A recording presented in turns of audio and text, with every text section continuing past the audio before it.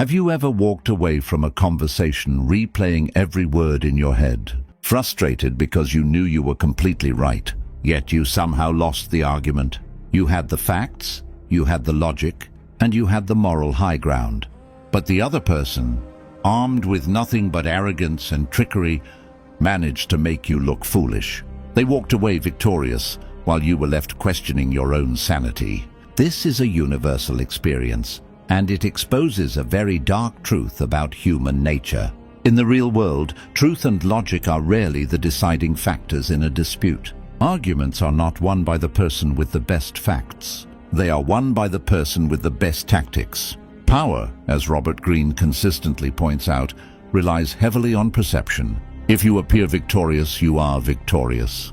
Long before modern psychology, the brilliant and cynical philosopher Arthur Schopenhauer understood this perfectly. He realized that human vanity is so fragile that people will use any dirty trick to avoid admitting they are wrong. He documented these methods not so you could become a terrible person, but so you could protect yourself from the manipulators, the narcissists, and the aggressively ignorant people you interact with every single day. Today, we are going to uncover the darkest tactics used to win any argument, even when you are completely wrong. By the end of this journey, you will possess a dangerous toolkit. You can use it to defend yourself, or you can use it to dominate. Before we dive into the shadows of human psychology, make sure you hit that subscribe button and turn on notifications, so you never miss another lesson in mastering the game of power. The first method in this dark arsenal is the tactic of absolute extension. Human beings naturally communicate in specific bounded contexts. When you make a point, you're usually talking about a very specific situation. The manipulator knows this, but they will intentionally ignore your boundaries. They will take your specific statement and stretch it to its absolute, most extreme logical conclusion. By expanding your claim as wide as possible, they create a massive target that is incredibly easy to attack and destroy. Imagine you are in a meeting at work. You look at the current quarterly budget and suggest that perhaps the marketing department should cut back slightly on social media spending to allocate more funds to product development. It is a reasonable, measured suggestion, but a rival colleague who wants to embarrass you in front of the boss employs the tactic of absolute extension. They do not argue about the specific numbers. Instead, they lean back, smirk, and say loudly for the whole room to hear, "So you are saying marketing is completely useless and we should just abandon our entire digital presence? Are you suggesting we stop finding new customers altogether?" Suddenly, you are no longer defending a small budget shift. You are forced to defend the absurd idea that marketing is useless. You panic, you start backtracking, and you look weak. They win, not by addressing your point, but by stretching it until it breaks. You see this in personal relationships all the time. You might tell your partner that you are exhausted and just want one quiet evening alone to recharge. Instead of accepting this specific request, they extend it. They respond with, "Oh, so you never want to spend time with me anymore? You think I'm exhausting to be around? Do you even want to be in this relationship?" In seconds, a simple request for a quiet night is blown up into a crisis. About the entire relationship, the manipulator has forced you onto the defensive. To counter this, you must never take the bait. Do not start explaining your feelings or getting emotional. You must immediately and forcefully narrow the scope back to your original point. You look them in the eye and say, "No, I am not talking about our relationship, and I am not talking about forever. I am talking about tonight." Do not let them expand the battlefield. Confine them to the small box of your original statement. The second tactic is the Trojan horse of agreement, or concealing your ultimate goal. When you enter a negotiation or an argument, your opponent is naturally defensive. Their walls are up. If you present your final conclusion or your main demand right at the beginning, they will immediately attack it. They will find every reason to say no. Therefore, the dark tactician never reveals their true destination until the opponent is already locked inside the trap. You must extract agreements from your opponent on small, seemingly unrelated and undeniable facts. You present these premises scattered and out of order, so the other person cannot see the pattern or guess where you are leading them. Because these individual points seem harmless, they will agree to them. Yes, yes, yes. You build a foundation of their own admissions. Let us say you are trying to convince a stubborn client to completely overhaul their outdated software system, something they have aggressively resisted because of the cost. If you walk in and say you need to buy our new system, they will shut you down. Instead, you use the Trojan horse. You ask, would you agree that efficiency is the most important metric for your team's success? They say yes, of course. You then ask, and would you agree that time spent fixing old errors is time not spent acquiring new clients? Again, they must say yes. You scatter these questions throughout a casual conversation over coffee. You ask, is it true that your top competitor just expanded their market share last month? Yes. You have not mentioned software once. You have completely concealed your game, but you have just made them admit that efficiency is vital, that fixing old problems loses money, and that their competitor is winning. Only then, when they are surrounded by their own agreed-upon facts, do you spring the trap. You present the conclusion, since we agree that lost time is lost money and your competitors are moving faster, keeping the old system is actually costing you more than upgrading. They cannot disagree with the conclusion without contradicting everything they just admitted. You have cornered them with their own logic. This tactic requires immense patience. Most people are too eager to make their point. The master of argument plays the long game, hiding their intentions in plain sight, building a cage around the opponent one invisible bar at a time. The third dark tactic in this arsenal is perhaps the most destructive, yet the most commonly used by natural manipulators: the calculated induction of anger. Robert Greene explicitly outlines this in the 48 Laws of Power when he states, "Stir up waters to catch fish." When a person is calm, their mind is a fortress. They can think logically, anticipate your moves, and defend their position. But when a person is angry, the logical centers of their brain literally shut down. They are hijacked by emotion. They become reckless, they lose their filter, and most importantly, they lose the perception of control. In any public argument, the person who loses their temper automatically loses the debate in the eyes of the audience, regardless of who is actually right. The manipulator knows that they do not need to defeat your logic. They only need to defeat your composure. To execute this, they will not just hurl random insults. That is amateurish and obvious. The dark tactician observes you carefully to find your specific insecurities, your hidden triggers, and your vulnerabilities. They will use a condescending tone, a dismissive laugh, or subtly mock something you are deeply passionate about. They will constantly interrupt you, not to make a valid point, but simply to break your rhythm and frustrate your thought process. The true sinister key to this tactic is the contrast in behavior. While they are secretly sliding the knife in and twisting it to make you furious, they maintain a facade of absolute calmness, politeness, and rationality. Imagine a scenario where you are confronting a toxic colleague or a manipulative friend who has been crossing your boundaries or taking credit for your work. You approach them with dates, facts, text messages, and pure logical proof of their behavior. You are entirely in the right, but instead of addressing the overwhelming evidence, they look at you with a patronizing smile, tilt their head and say calmly, "You are always so hysterical and paranoid over the smallest things. Have you been sleeping poorly?" This is why people find it so exhausting to work with you. Notice what they did.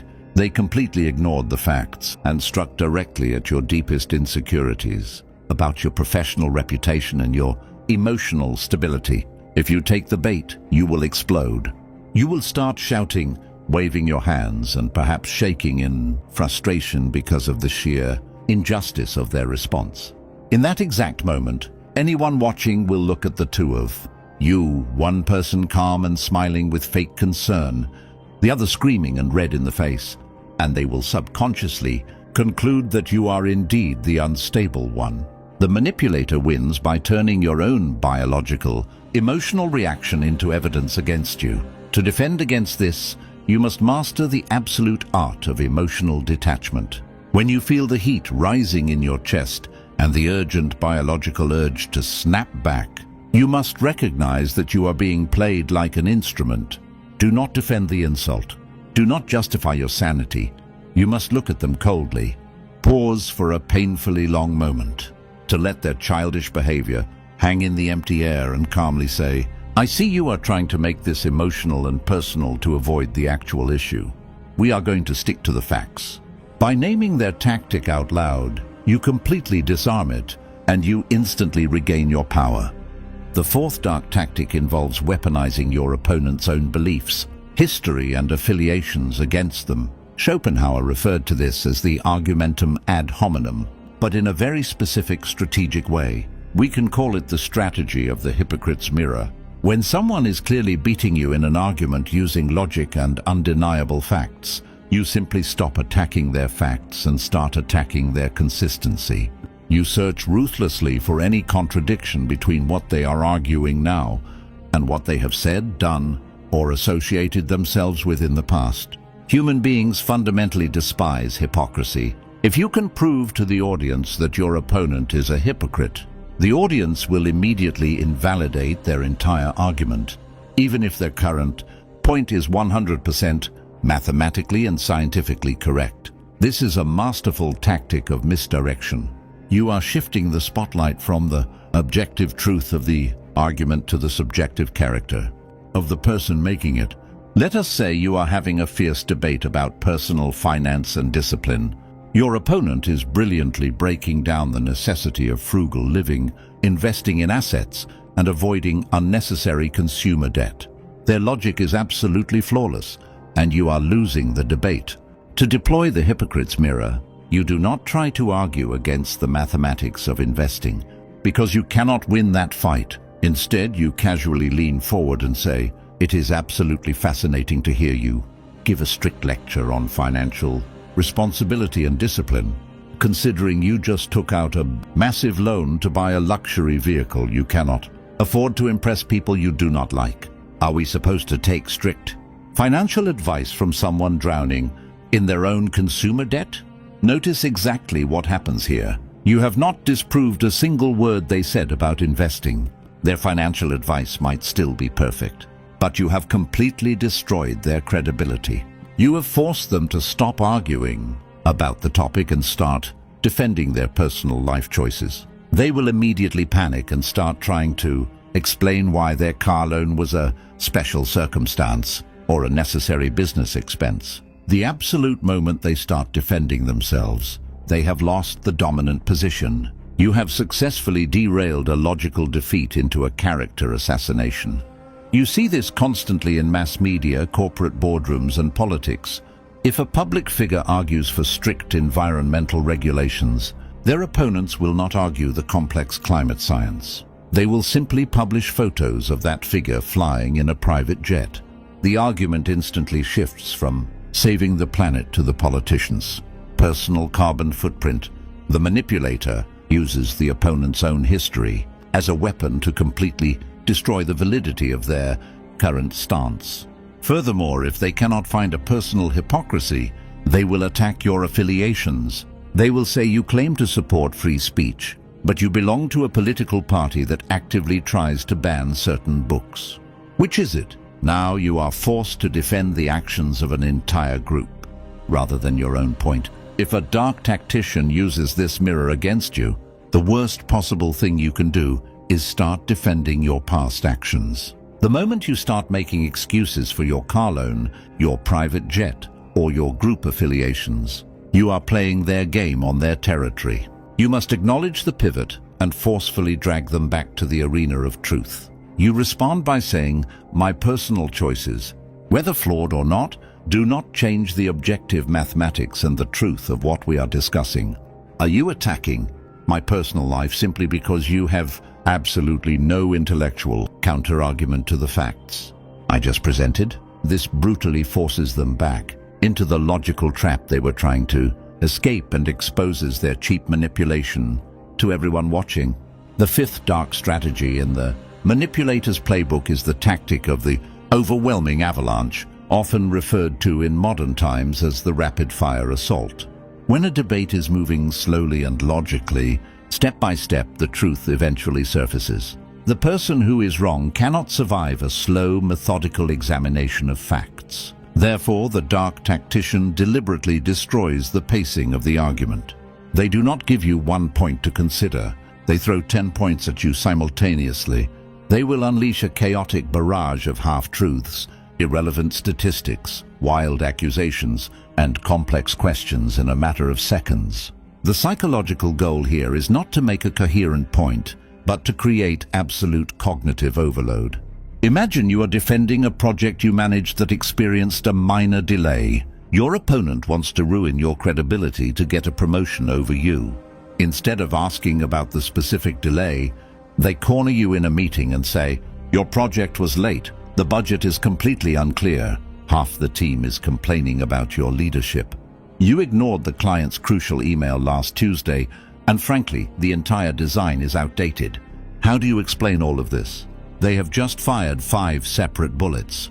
If you try to answer them in order, starting with the delay, they will immediately interrupt you and say, "Notice how they are refusing to talk about the budget and the team complaints." If you try to address the team complaints first, they will shout that you are ignoring the late delivery. It is a trap designed to make you look evasive and incompetent no matter what you do. They create a mess so large that you simply do not have the time or oxygen to clean it up before the audience assumes you are guilty. The only way to survive this avalanche is to refuse to play their game of whack-a-mole. You must not attempt to answer every single accusation. That is impossible and makes you look desperate. Instead, you maintain supreme composure. Hold up a single hand to stop their momentum and calmly say, "You have just thrown 5 completely different accusations into the room to create confusion. I will not untangle your mess. I will take your single most serious claim right now and prove that you are entirely incorrect." You then completely dismantle their weakest or most provably false point. By destroying one pillar of their rapid-fire attack, you implicitly prove to the audience that the rest of their claims are just as baseless and manipulative. Moving deeper into the shadows of manipulation, the 6th tactic is the illusion of the extreme alternative, or the false dichotomy. Human beings naturally seek safety and avoid extreme danger. The master manipulator exploits this biological hardwiring by framing the argument so that their desired conclusion looks like the only safe harbor, while presenting the opposite view as a catastrophic, terrifying disaster. They completely erase all nuance, all middle ground, and all compromise. They build a psychological prison with only 2 doors, and they make sure one of those doors looks like it leads straight off a cliff. Schopenhauer observed that to make someone accept a proposition, you simply